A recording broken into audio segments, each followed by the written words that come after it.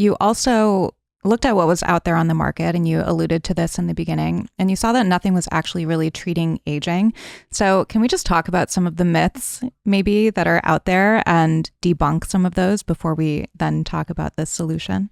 I think when it comes to anti-aging, what we saw is that most products out there, they were focused on targeting the symptoms of aging. So you see a lot of like retinoids and acids, and it's all about peeling off the upper layers of your skin so you can grow like a fresher, newer skin, not necessarily a younger skin, but it looks like fresher and newer. So it gives you that anti-aging look. But none of the products were developed like to address those underlying causes of aging. So basically, the idea of treating the symptoms, it works like temporarily, but it's not like really addressing the problem. So I think one of the interesting data that we saw as well is that when we were studying these peptides and we were using some molecules to compare, and as like our positive control or gold standard, we used retinoids or retinoic acid. And what we saw is that the genes associated with aging temporarily, they go up, and also inflammation goes up, which is like the opposite that we would expect. And then that really, made me reflect, because I used to use, retinoids a lot, because first I had acne, and then it was supposed to be anti-aging. So I was constantly like peeling out, and then my skin was dry, and I was like, I'm just getting young, it's all good. When I saw that data, and I thought like, okay, that may not be the best way to actually address aging.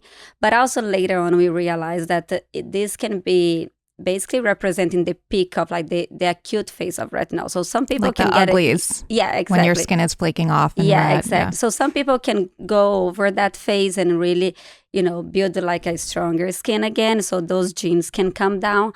But I think the main message here is that if you overuse, if you're constantly like really driving inflammation and redness, that's like a red flag, or like a sign that you should basically, dial down, and maybe retinol is not for you.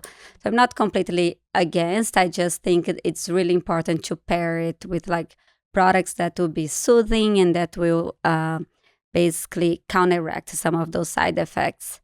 So yeah, I think in general, like the industry has been pushing a lot of like, exfoliation. And again, everything in moderation is good.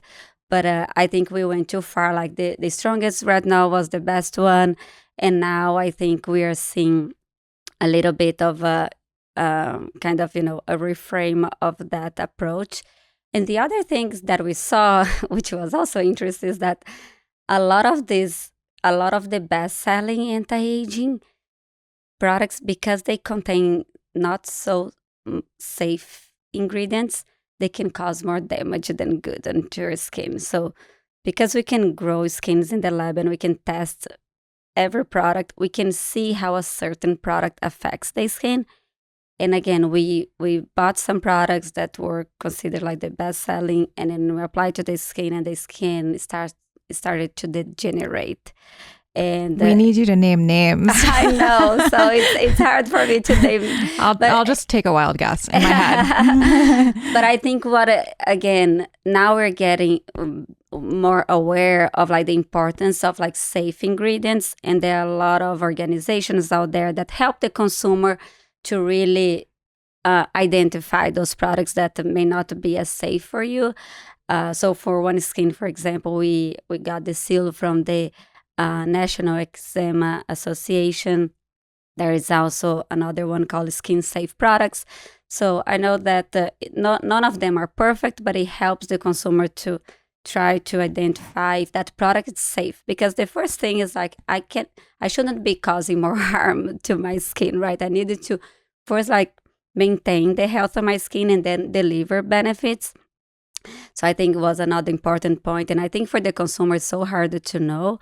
But we have this platform that it's easier for us to see and really.